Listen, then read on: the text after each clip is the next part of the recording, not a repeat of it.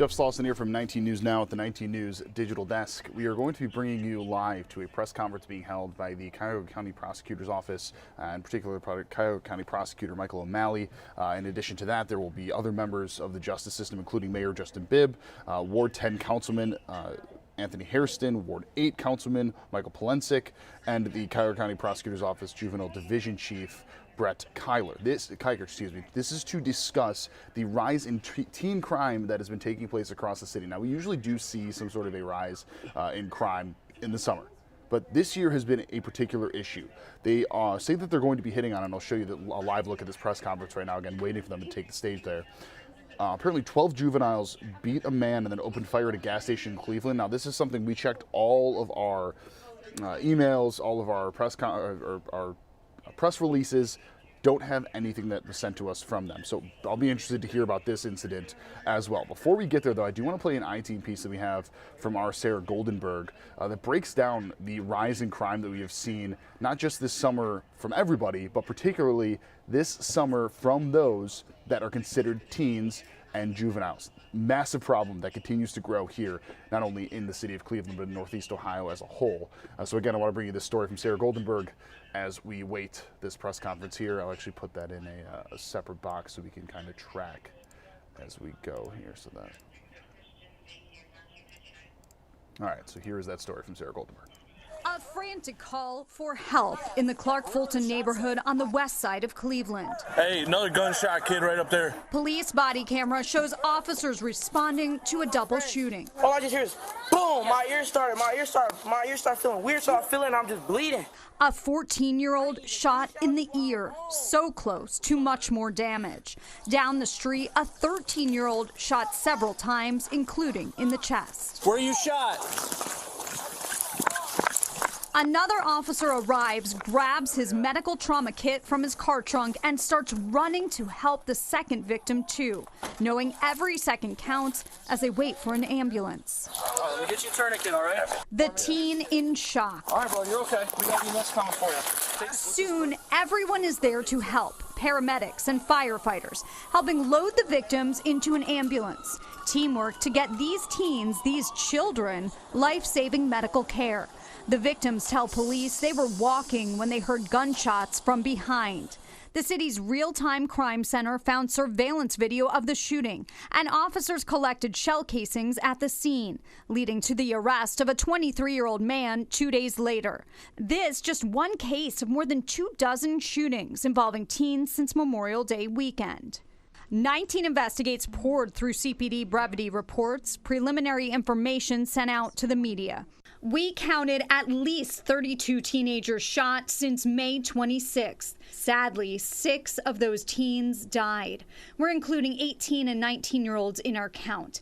And we found one teen was shot at or outside of a rec center, Zelma George, in June. CPD officers keep medical trauma kits in their cars to use when every second counts in an emergency. First responders used tourniquets to save lives in the mass shooting just over a week ago in Cleveland.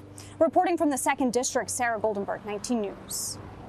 That brings us now to this point here, where we await to hear from the Cuyahoga County Prosecutor Michael O'Malley, they say, at least according to this, that they're going to call for accountability in the juvenile system as the juvenile criminal justice system reports a recent increase in incidents. I just want to check the volumes here. Let's hopefully that's going to sound okay then. But yeah, we are continuing to wait then for the Cuyahoga County prosecutors to discuss this. We've touched on the increase in crime that we've seen progressively over the past couple of months here.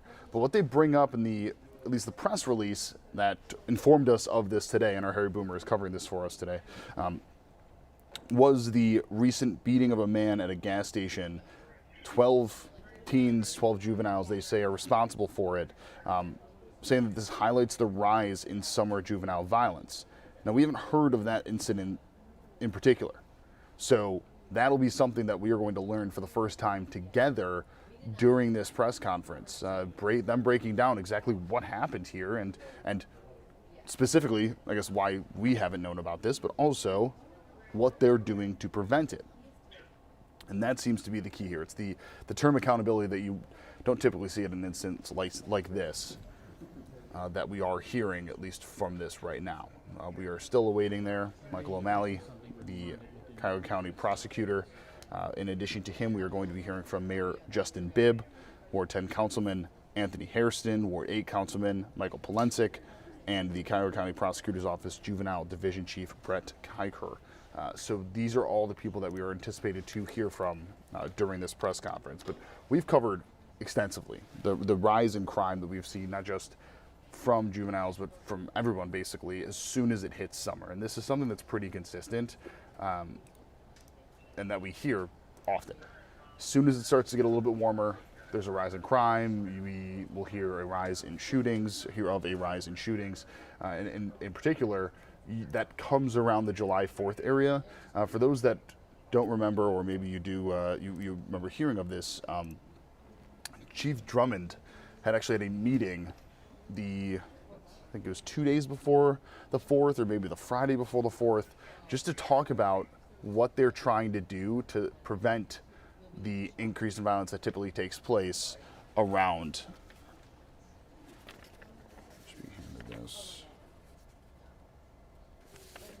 That typically happens around the 4th of July. I was just all right. I was just handed this. That was handed to me from our one of our executive producers here. So the way that, at least discussed, this was discussed on February 7th of 2023 to reform the system, was reducing bind over cases. So essentially what they would do is, well, what happens? Cuyahoga County transfers children to adults court, and we do that at a higher rate than any other county in the state. That is one of the ways they're trying to curb this. All right, now we are seeing the members of this press conference held in a very small quarter there. That is Chief Drummond on the left-hand side there, O'Malley and Bibb as well.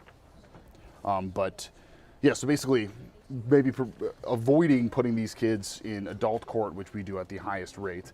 We also are expecting to see a video of some sort being played. That video, we have been warned, could be seen as graphic to some and maybe seen as disturbing.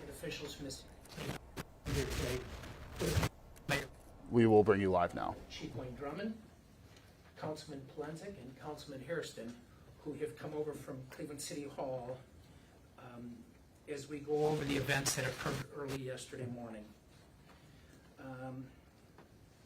We are here today to discuss the issues of public safety and the significant rise in crime, in particular juvenile crime, that is not only affecting Cleveland citizens, but really the residents of all of Cuyahoga County.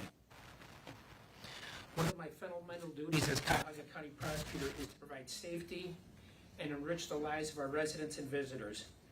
This is becoming an increasingly difficult task. This city, this county, and quite frankly, this state is becoming saturated with guns. The state legislature has made the accessibility and the availability of guns, with their continuation of liberalizing gun laws to the point where you don't even have to be licensed to carry one, an added hurdle in our effort to keep the residents of Cleveland and Cuyahoga County safe. Again, this city is saturated with guns. Juveniles and young adults are driving around in stolen Hyundais and Kias with these guns creating havoc in their wake.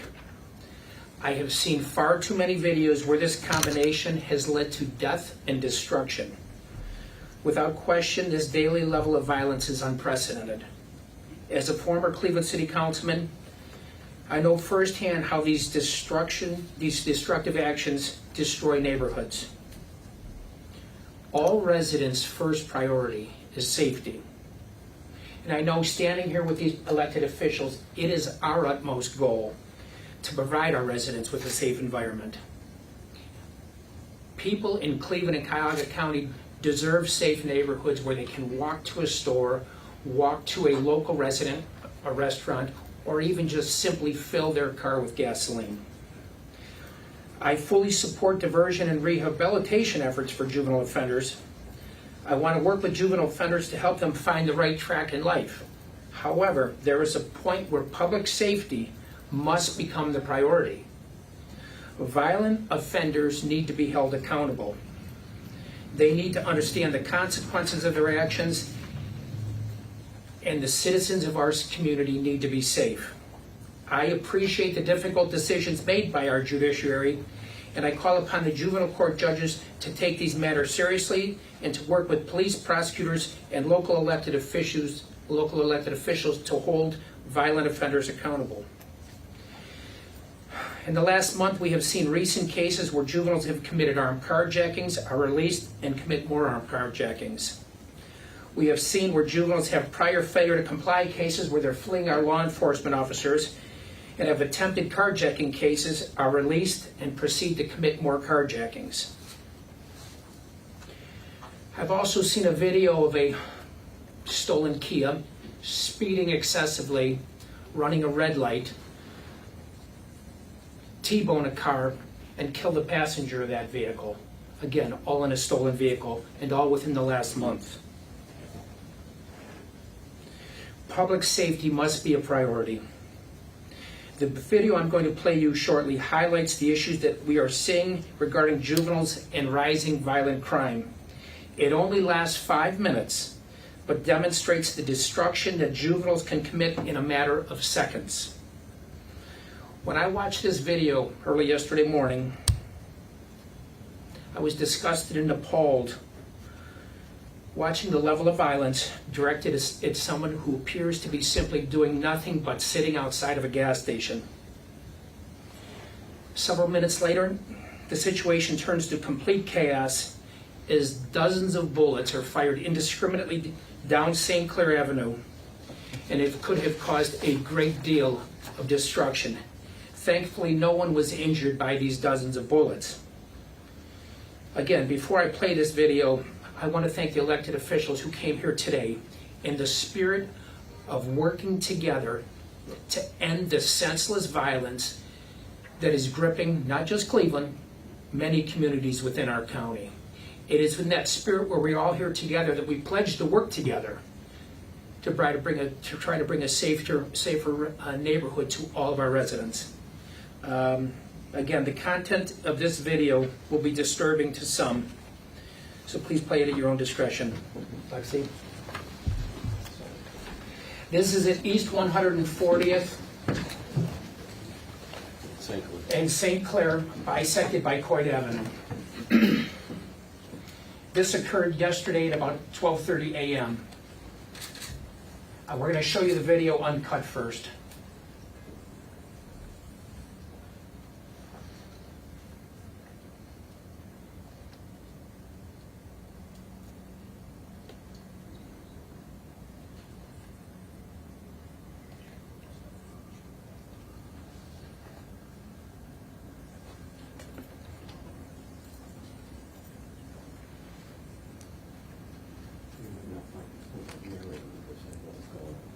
Again,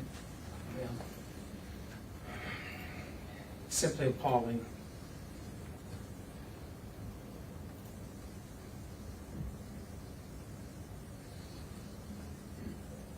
The three cars at the gas pumps are all stolen Kias or Hyundais.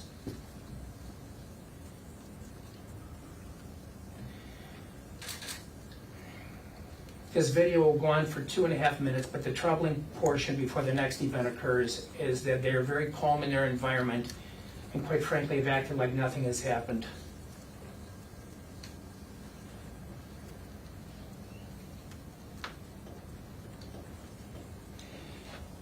You will eventually see another car come up. That next car that will pull up is a black mini SUV, and we have not identified that vehicle yet, but we have located the 2 white Kias at the time of the arrest of this group of individuals, which occurred later that morning.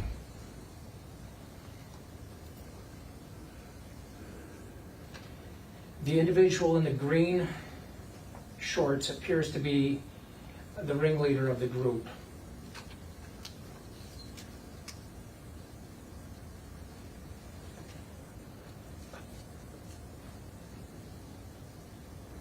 The individual who was beaten is in the store at this time.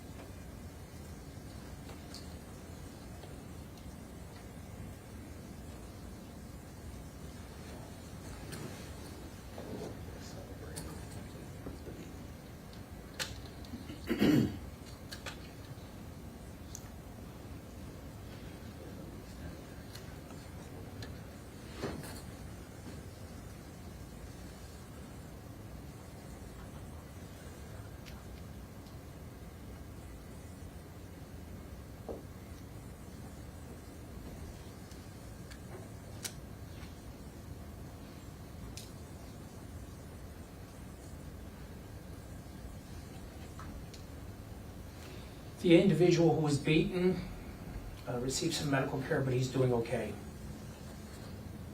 How old was he? 34.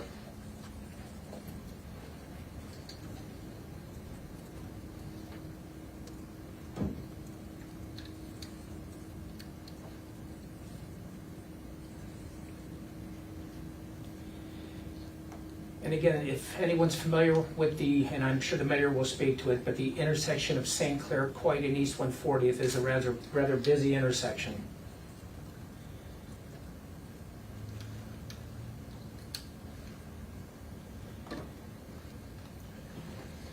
We are still trying to understand, and we will be obtaining more video, exactly what these individuals begin to fire on. I assume it's a car.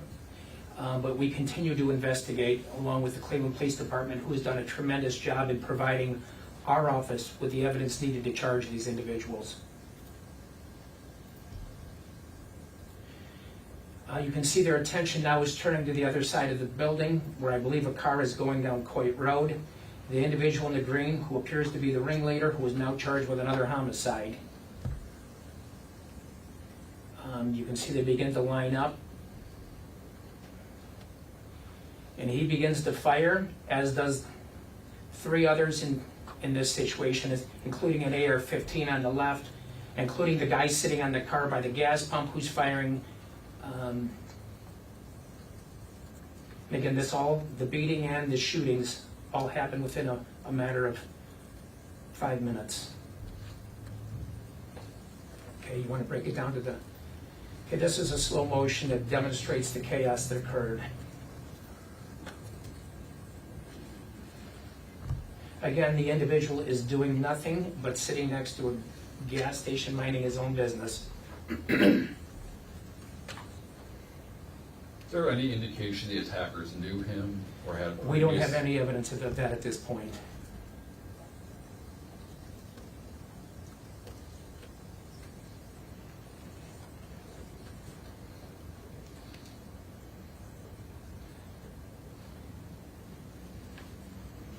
You will see an individual pull an AR-15 out of his pants about this point in a gray shirt, and we're trying to determine his identity.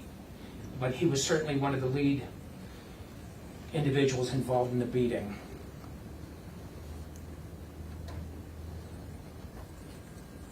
He places the gun on the ground.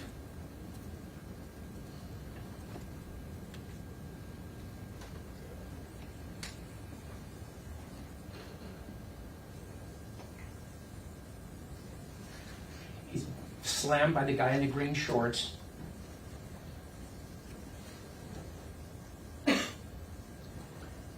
That individual in the beige sweatshirt is also unknown. Both those individuals left in the same car.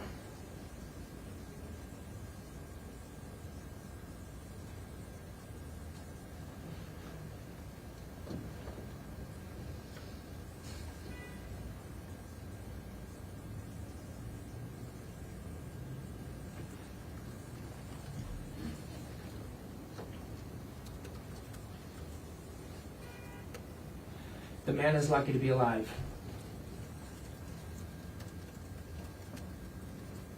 And you can see him simply asking why as he holds his hands up.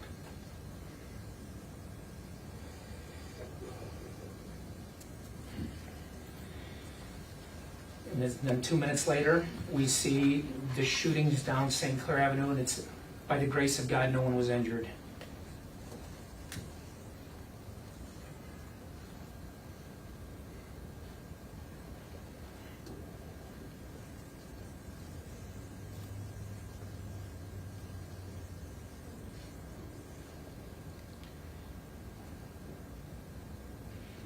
The individual in the green shorts puts a mask on his face, he now has a mask on, clearly aware of what he was about to do. There's the individual with the AR-15 who remains unknown.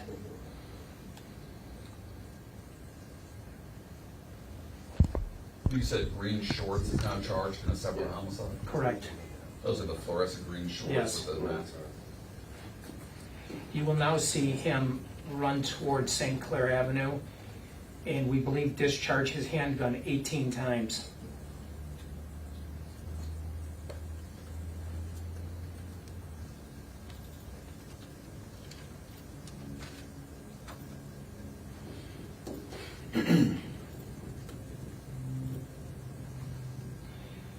Again, there goes a public bus down St. Clair.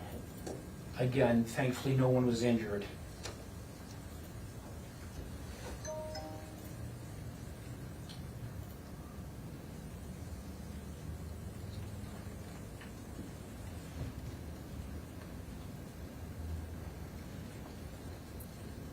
While he was shooting, here's the individual shooting in the parking lot right behind him, including the individual with the gray with the AR-15, including the individual on the beige in the car by the pump who begins to fire multiple times outside the window of that stolen car.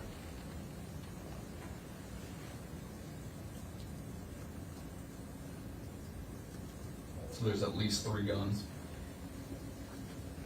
At least, actually, I think we have 4 or 5. Obviously, this investigation continues since it just happened yesterday morning at about 12:30.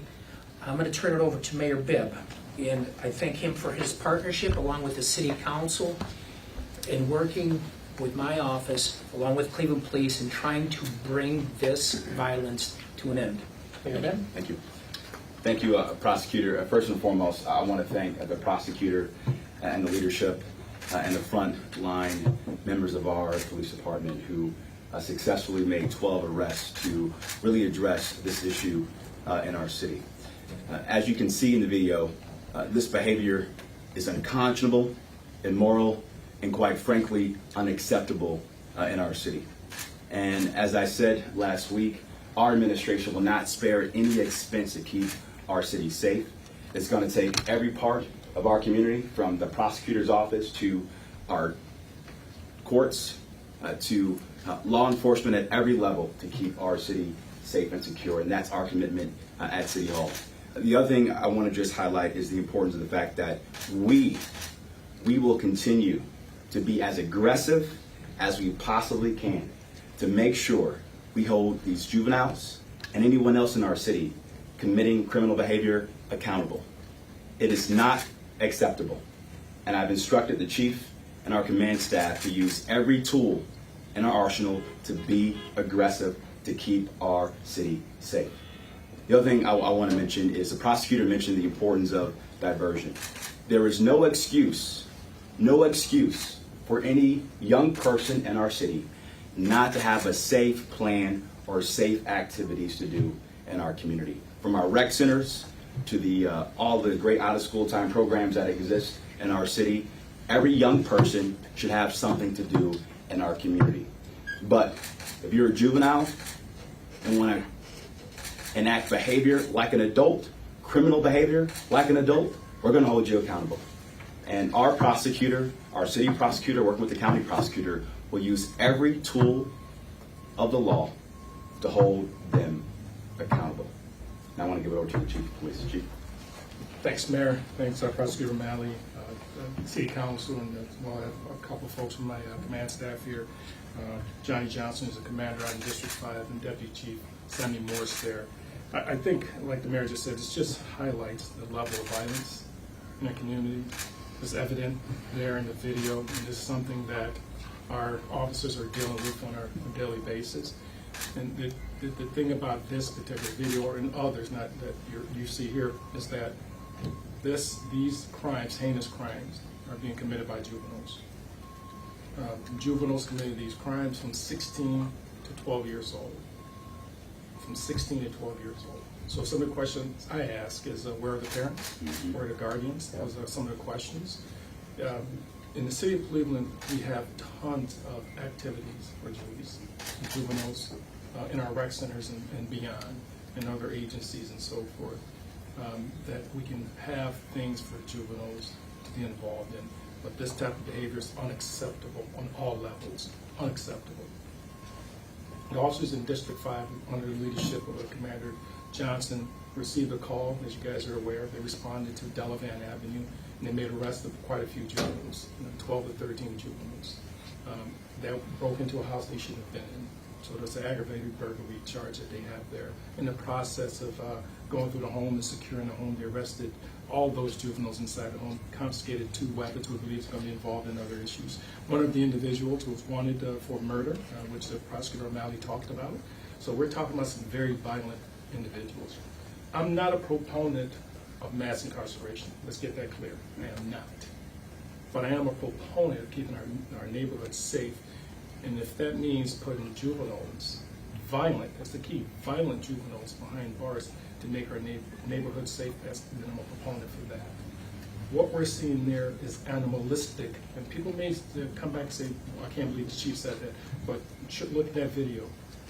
To attack that man who's doing absolutely nothing, animalistic behavior. And we can't have that in our communities. We will not accept that. I will not accept that. The mayor, the safety director, my command staff will not accept that type of behavior. I am pleased with this partnership that we have with the county prosecutor as well as the city prosecutor as well as the federal prosecutors. I was talking about juveniles, so we're not going to talk about federal prosecution. That's not the case. But the partnership is so important.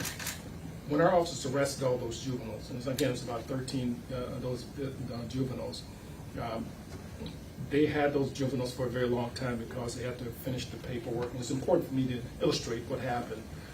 They had all those juveniles for several hours because there's a process involved in getting them admitted or accepted at the DH.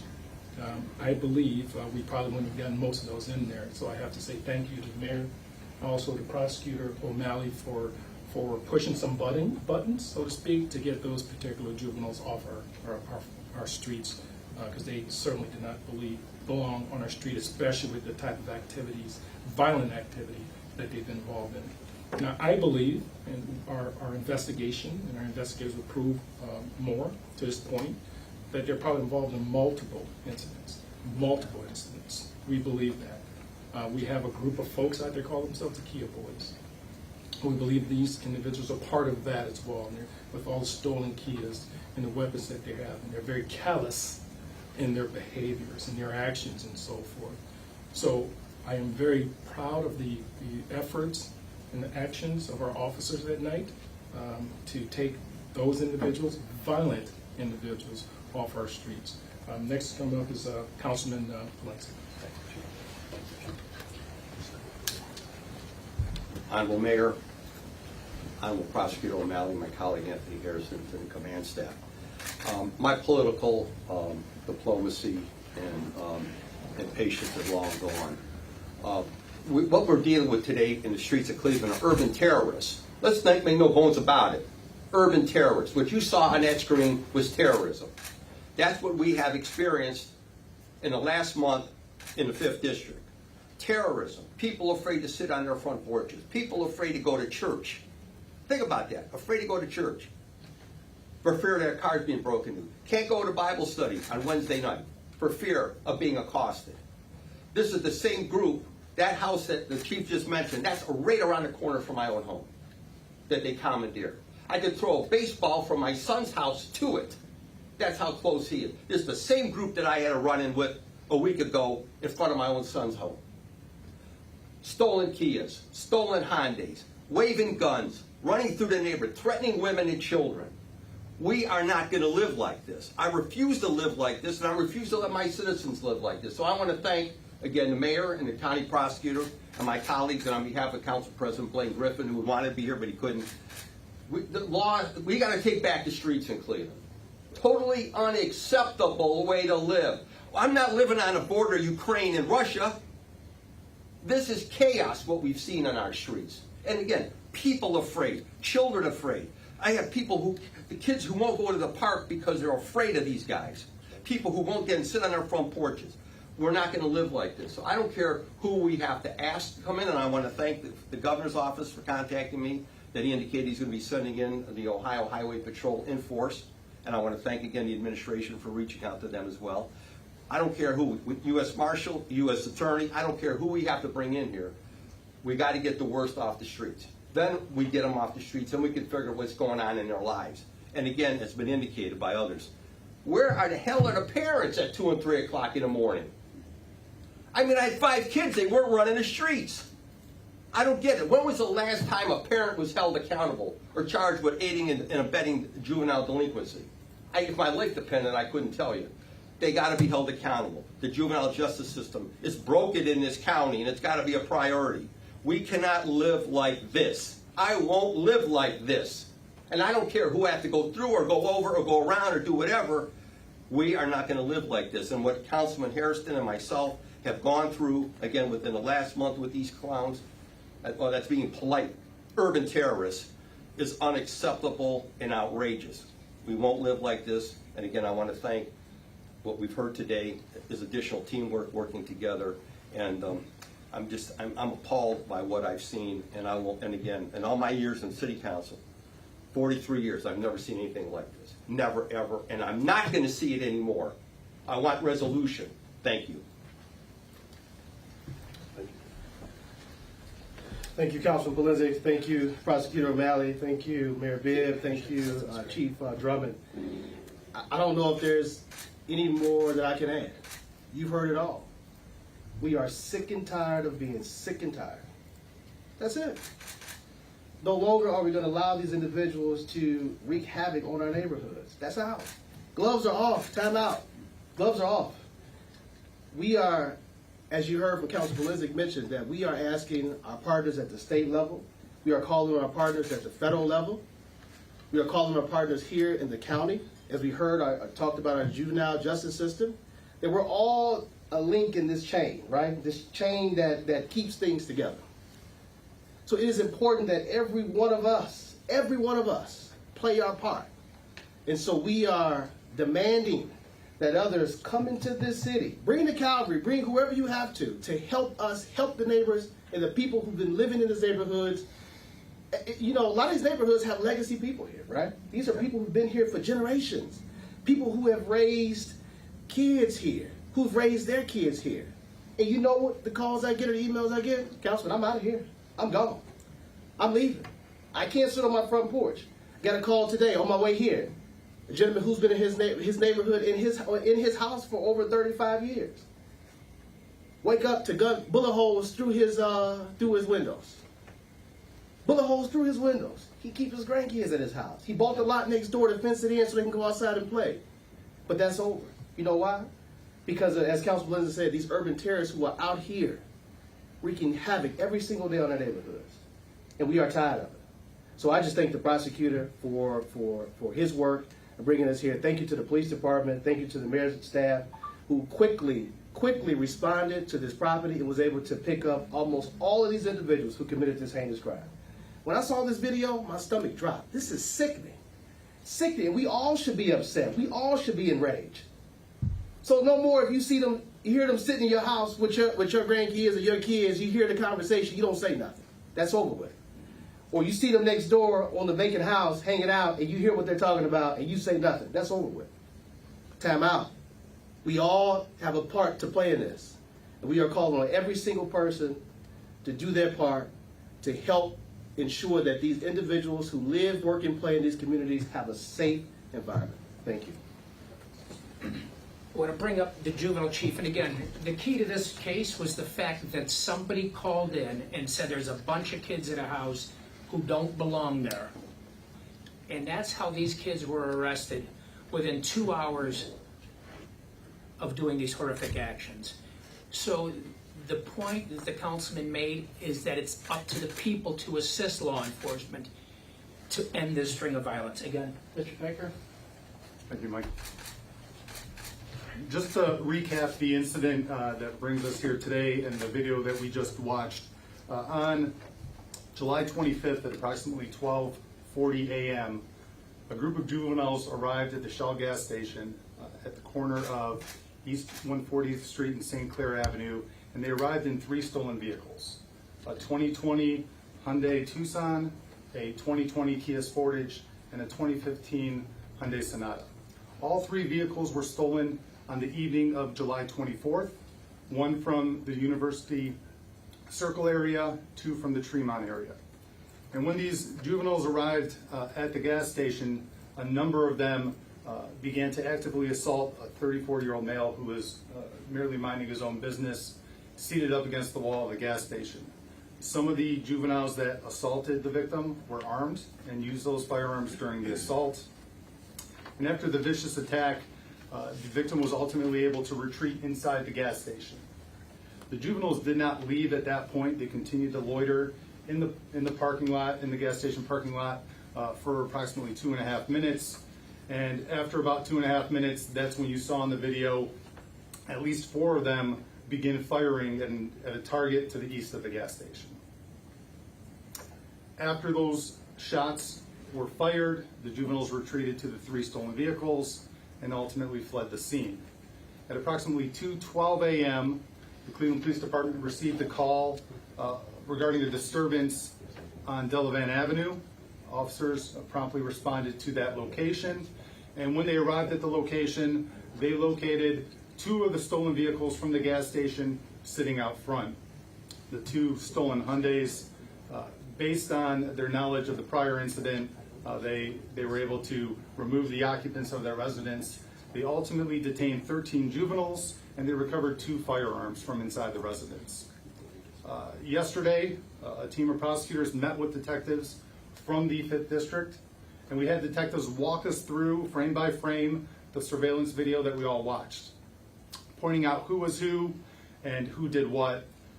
In particular, we were looking at who traveled in which stolen vehicle, who actively participated in the assault of the victim, who possessed a firearm during that assault, and who ultimately fired those firearms during the incident. After dissecting the surveillance footage with detectives, the prosecutors determined that we had probable cause to charge 12 of the juveniles who were being detained. Those 12 juveniles, 9 of them were male, 3 of them were female, and they ranged in age from 12 to 17 years old. 11 of the juveniles were admitted to the detention center yesterday. The 12th juvenile, a 12-year-old female who had no prior record, she was released on a home monitor as part of juvenile court's car theft pilot program. And she was made to return to court this morning for arraignment. All 12 juveniles have been arraigned. I believe 11 have been remanded to the detention center, and the 1 remains on an ankle monitor on home detention. In terms of the charges in this case, all 12 juveniles were charged with receiving stolen property motor vehicle, as we could place them in one of the 3 stolen vehicles that you saw at the gas pumps. 7 of the 12 were charged with felonious assault and aggravated riot for their participation in the assault of the 34-year-old male victim. In terms of gun charges, 7 of the 12 were charged with improperly handling a firearm in a motor vehicle. 1 was charged with carrying a concealed weapon.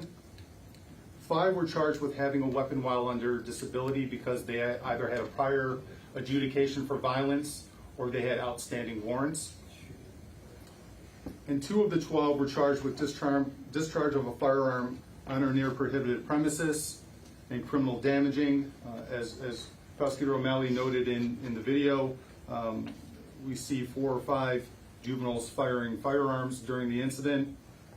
We've identified 2 of those individuals, and that's where we need the public's help in identifying some of the parties who remain out on the streets. 2 in particular, this male in the tan hoodie who's seen firing the firearm from the rear of the Kia Sportage. And this juvenile in the gray hoodie who is seen with an AR-style rifle during the incident. If you have any information about the identities of these 2 suspects, or if you have any information to offer on this incident, please contact the Cleveland Police Department 5th District at 216-623-5500. Again, 216-623-5500. Or please contact Crime Stoppers at 216-252-CRIME. Thank you, and now I'm going to turn it back to Prosecutor O'Malley for some closing remarks. Yeah, I just want to thank the partnership that we have with the City of Cleveland, the Administration Council. that allows us to work seamlessly to try to bring these individuals into detainment, as well as trying to seek some justice on behalf of the victim of this crime. And again, I just want to thank them, the chief, the commander, the mayor, as well as the council for their work with my office. If there's any questions, Ed? I have a question for the mayor. Mayor, I'm hearing a lot of talk about we're not going to stand for this, we're going to do everything we can, but when you see that kind of lawlessness, what do you tell people about being safe in this city tonight when they see that kind of lawlessness, no police around, and clearly no fear of the police? I'll add to that, and I want to have Chief Drummond add to that as well. First and foremost, I think the residents of Councilman Harrison and Councilman Valentik's ward will feel a little bit safer this evening because 12 juveniles have been arrested that have been causing havoc in their neighborhoods, which is completely unacceptable. Secondly, per our announcement last week through our RISE initiative, we're bringing in additional resources from the FBI, U.S. Marshals, ATF, and U.S. Attorney in collaboration with the county prosecutor as well too. Now, a lot of that work we're doing, I can't speak about in terms of the intelligence happening on the ground to hold our most violent criminals accountable, but I can assure you, you'll see more resources from the state and federal law enforcement to help us keep our city safe. Chief? Yeah, I'd like to echo what the mayor just said, Ed. We arrested quite a few individuals we know are responsible for quite a bit of the violence that's taking place in the 5th District that Councilman Valentik just mentioned. There are others out there. So we've taken 12, 13 individuals that we know are responsible for quite a bit of the violence over there, coupled with the partnership that we have, not only with the prosecutor's office, but with the, as the mayor just talked about, with the State Highway Patrol. They're coming in. Again, we can't get into the particulars. Our partnership with the FBI, our partnership with ATF, DEA, I can go on other federal agencies and so forth. ATF, we're currently working in some of those neighborhoods that we're having some issues in. And again, I can't get into the particulars. We're targeting those individuals, not using a blanket approach. We're being very strategic in our approach and very laser focused. And we're targeting those individuals who are violent, and so we can remove them from the street. And those individuals are not only adults, but also juveniles as well. Mr. O'Malley, if I may. Harry Boone, Channel 19. You have 12 or 13 people in custody. How long can you hold them before they're back preying on people in city? Well, Harry, you know, currently in the juvenile detention facility, there's roughly 160 juveniles detained for offenses ranging mostly high-level felonies, ag murder, attempted murder, and multiple ag robberies are the predominant individuals who are being housed there. The juvenile court has looked at this matter. They certainly understood its significance.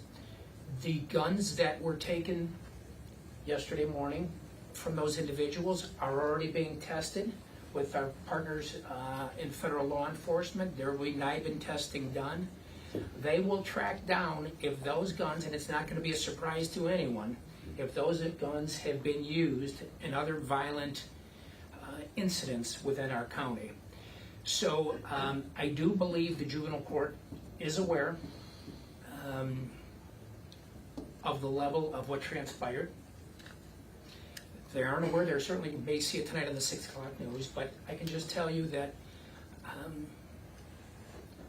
listen, everybody in the criminal justice system has a tough job. From the police officers on the street, to the prosecutors who are handling these cases, to the county prosecutor who's stuck between those who say you're being too tough on juveniles and others who are saying you're not being tough enough. To the judges who have to deal with sentencing these, also stuck in the quandary of hearing community groups say, seek rehabilitation, and then we have rehabilitation through programs, diversion, working with them through our intervention center, but at the same time then those individuals go astray and they commit another carjacking. I don't think anybody in the criminal justice system isn't trying to do the best they can. I really do believe that on a particular case, but I do believe everybody's trying to do the right thing. And so and they have limited resources. Like I said, there's 160 people there. They had to bring in extra staffing last night because there's so many juveniles there. It has a capacity of 180, and I don't think they have enough staff to have 180. But as we see, and we're seeing all too often, that these situations are occurring, the public demands safety. Councilman Plenzik, Councilman Harrison are justifiably upset because they are on the front lines. I was there. And they get called at home and saying, what is going on in our neighborhood, right. and why aren't you stopping it? That's right. So Sir, I get it. without due respect, could you answer my question? Yes. How long can you hold these individuals? These individuals will be holding, They will be held as long as the court deems appropriate through the end of the disposition of their case, if the court deems it necessary. So that's the answer. As long as the court deems it necessary, possibly through the end of their case. Now, obviously, the individual charged with homicide, my expectation, he's not going anywhere, nor should he be. He was clearly the ringleader in this event.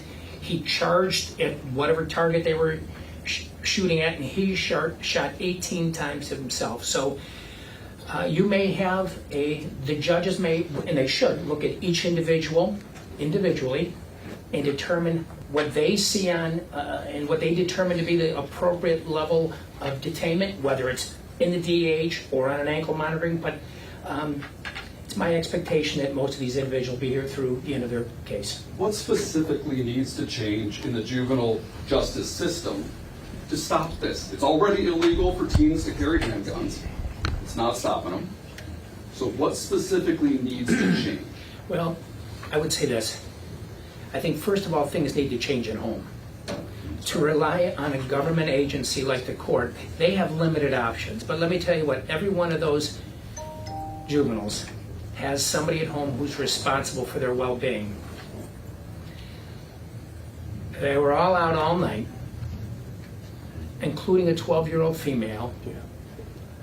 And my question is where are the people who are in charge of their supervision?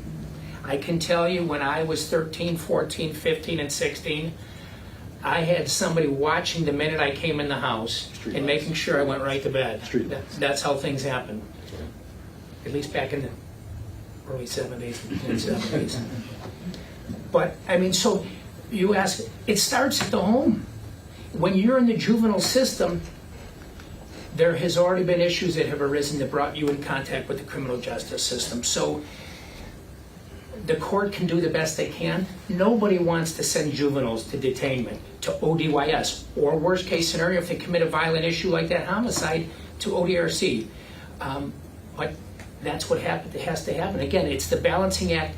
You try to work with juveniles, you try to get them in the right programs, you try to put them on the right direction. But when they fail and they commit acts of violence that are so terrible, like what we just saw, then this pendulum swings to public safety. And I think that video just demonstrates it's time for public safety to take over. You heard the councilman reference it. He can't remember the last time a parent was charged. Have you instructed your prosecutors to go after parents?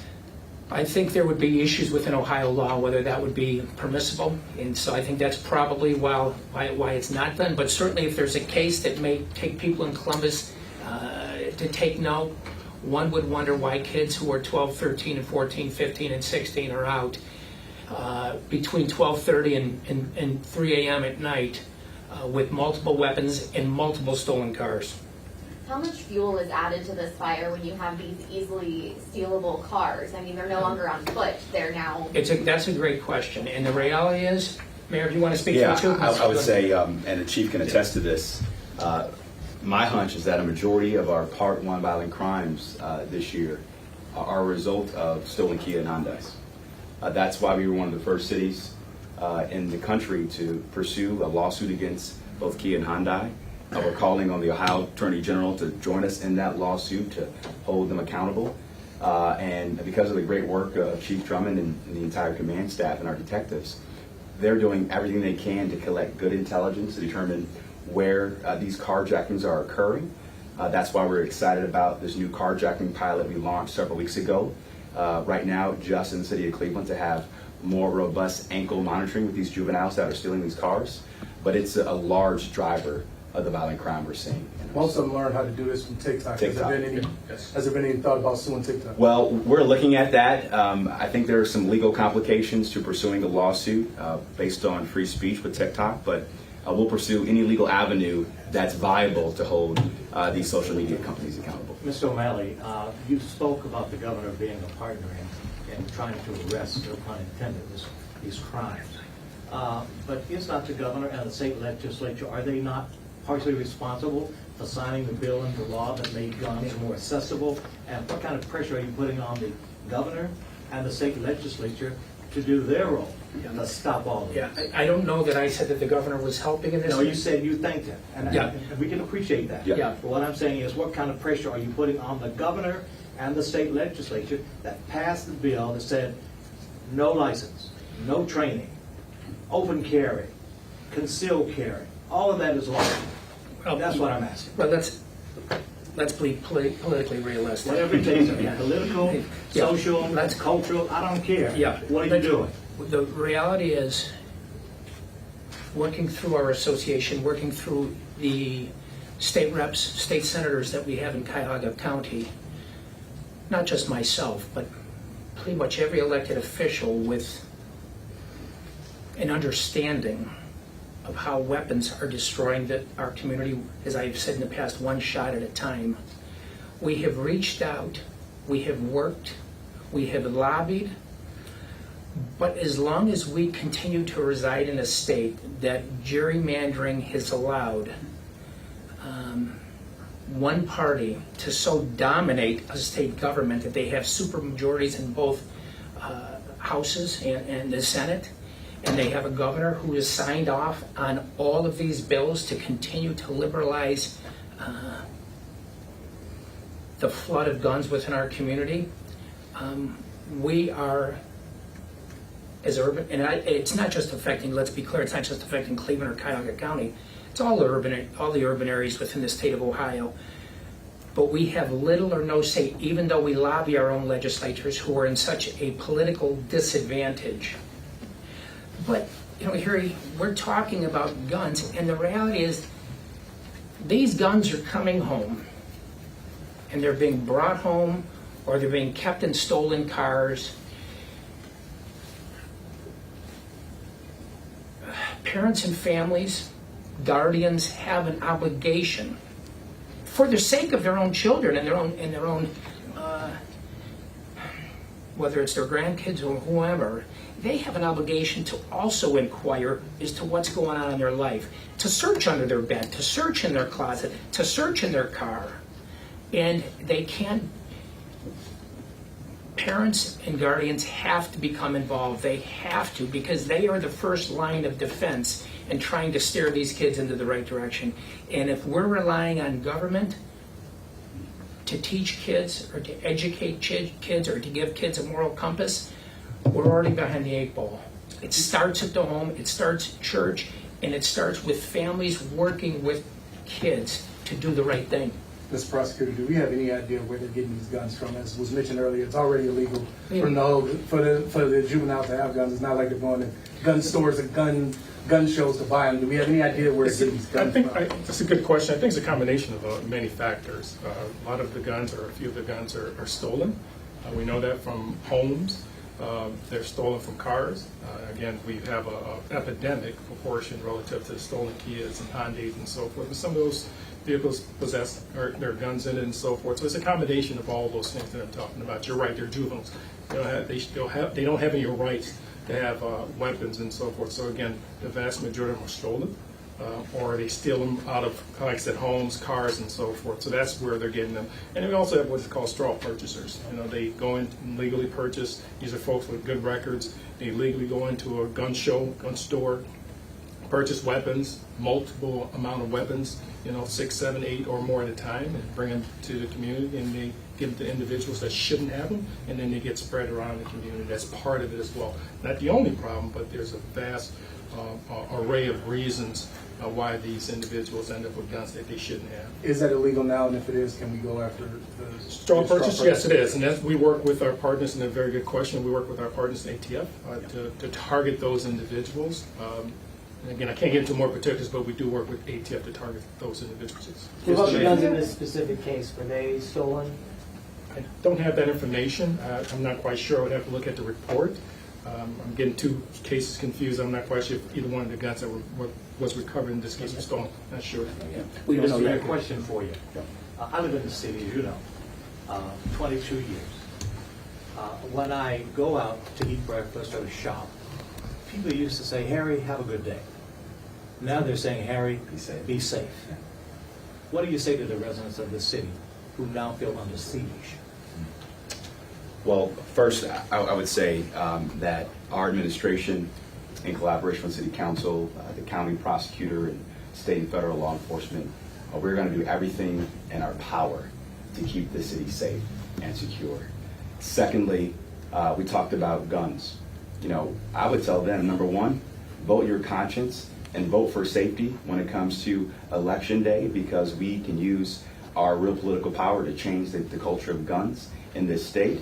It starts by voting no on issue 1, by the way, to make sure we can maybe put a ballot measure on our state constitution to have common sense gun reform. I would also say is they have a role. The best intelligence we can get is from residents who are seeing something in their neighborhoods. That's what made this case so successful, and so we want to just encourage that good behavior from our residents. Do you guys believe there's a revolving door right now in juvenile justice down at the court and at the detention centers? I would say that would depend on the crime. I think gun crimes are taken seriously. There's limited capacity, but do I think they take gun crimes seriously? I would say most of the juvenile court judges and magistrates do. Not all, but most. But on low-level issues, I mean, we're averaging now the last few months 400 stolen Kias and Hyundais a month. The math, when they're arrested, on how many people would be in the juvenile detention center, we would have to open, or the county council would have to begin deliberation on expansion.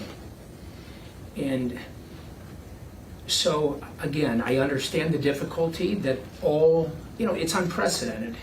And that's why many of us have called upon the Attorney General.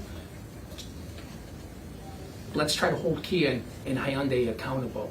Let's try to, by doing a lawsuit, make them come up with a quick fix to end this epidemic of stolen vehicles. Not just in Cleveland, it's all over. And so, on low-level felonies, because of space limitations, yeah, there is people coming and going. I do believe on higher, more significant cases like this, that they are being held. Somebody asked a question about the guns. Let me just give people a reminder. I read the crime reports every day, and it sickens me to see how many people's cars are stolen with guns in them, which just puts it's every day just putting another gun into circulation. And I don't know if it's Harry who asked the question or not, but we've had cases where groups of juveniles have broken into gun stores to steal hundreds of guns. So cars, burglaries, breaking into gun stores, stealing mom and dads. I've had cases where a mom has given a juvenile a gun. So all across the board. But people just need to keep their guns under lock and key, and let's stop this silly idea of leaving guns in cars, especially when we have this many cars being stolen. We've got a report that the juvenile crime is rising. Any way to quantify that? Any kind of numbers, data? Well, I can tell you is we can talk about homicides. We had 2021, I think we had 22 or 23. In 2022, we had, and this is countywide, we had 35 juveniles charged with murder, or ag murder. This year, by the end of the week, we will have 23. And again, 23 by the end of July. And 2 years ago, we had roughly the same amount. So we're hitting numbers from 2 years ago, and we still almost have half the year left. We're getting reports that there's an increase in gang activity in the city. Are these individuals or some of the other juveniles, are they in gangs? And if that's the case, is RICO on the table? Well, we have some gang activity. I'm not going to say it's a proliferation of gang activity. What we have here in Cleveland is more affiliations, but what we have currently with what they call themselves the Kia boys is more into stealing cars, and I think the question was asked about the juveniles now with guns, and they have these cars that they're taking and making them. Now they're becoming more prolific in their violence because they have vehicles that they're taking them. And the three that was, at least two of them were stolen from Tremont area, so that makes them mobile, and so they have their violence not only where we saw it Monday or Sunday night into early Monday morning, 140th and St. Clair in the 5th District, but they're all over. And again, because of the proliferation and epidemic with stolen Kias, they're more mobile, so again, they can inflict their violence in many different areas relatively quick because of their mobility. Okay. Last question here. Yep. Mayor Bibb, I wanted to ask you, you've been critical of state gun legislation in the past. I was wondering if you have reached out to the governor's office to help with the situation. Well, you know, I recognize that it's going to be very hard in this political climate in Columbus for us to pass common sense gun reform that 80% of Ohioans agree with. But I would say this, the governor has been very supportive on supporting our police department with additional resources. Not only is he bringing in additional support from the Ohio Highway Patrol, we also got more investments to have additional retention bonuses for our officers, as well as additional investments to modernize and upgrade our real-time crime center. And so I'll work with anybody, Democrat, Republican, Independent, Purple Party, whatever, who shares in our vision to keep Cleveland safe. And I think the governor has been supportive on many other fronts. There's been talk about elections, legislation, all sorts of reform. What is going to keep me safe tonight, walking through the 2nd District with my dog before I go to bed? Chief, you want to handle it? Yeah, sure. That's a fair question, and that's really a fair question. I think part of this has just been your due diligence, obviously, being very mindful of your surroundings. And one might say, well, why should I? I think it's important that we all are very cautious of where we're, our surroundings and so forth. Coupled with, I think just the officers that are assigned to the Cleveland Division of Police, and more specifically, you mentioned the 2nd District under the leadership of the Commander Tom Stocco, I think are doing a really, really good job to provide the level of service that we expect of the officers out there. So the officers are very committed, very dedicated to make sure that you and everyone else in the city of Cleveland, and specifically in the 2nd District, are safe. So it's to be reassured that our officers are responsive, they're going to be as visible as possible, and if something like that happens, they're going to respond immediately, as they did in this particular case, and we're able to arrest 12, 13 juveniles who were inflicting havoc in our neighborhoods. Yeah. And I just want to say on that note, too, in closing, it's not just the 2nd District, it's not the 1st, it's not the 3rd, it's not the 4th, it's not the 5th. This stuff can happen anywhere in Cuyahoga County, and it's the accessibility to highways. So I don't want people to think that this is a Cleveland issue, because it's not. The best suburbs in our county, the most prestigious, have the same issues. And so people, wherever they reside, need to remain vigilant, look around your surroundings, and go with your gut instinct. If you think something doesn't feel right, it probably doesn't. Thank you. Thanks. All right, so that wraps up that press conference coming from many members from the city of Cleveland. The question remains, what will be done on this? Now, you saw that video there. 12 arrests have been made for the juveniles between the ages of 12 and 17 in that. They all were charged with stolen property. 7 of the 12 charged with felonious assault. 7 of the 12 charged with improper handling of a firearm. And 1 of them charged with concealing a weapon. 2 of them are still needing to be arrested. The 12-year-old was returned home. All the other ones are in custody. This is a problem. And you heard Harry Boomer ask multiple times, what do you say to people that are scared to leave their homes? What do you say to people who see this video and don't really know how to handle it? And they didn't have the answer yet. And I think that's important. It's a lot of theory as opposed to actual legitimate answers. And that's where I think a lot of the aggravation is going to get to. When do we get to the point where people can actually make a change? So Harry's going to cover that and potentially break that down for us, at least in that part. But you heard him ask multiple times. He said that people used to say, "Have a great day, Harry." Now they say, "Be safe, Harry," and that's a massive, massive difference. All right, much more on this and the stories of the day today on 19 News. Our 3 o'clock newscast started about 5 minutes ago, so we'll see you on CBS for 3.5 hours of nonstop news. For now, I'm Jeff Slauson. Have a great day and great night. 19 News, now streaming on Samsung.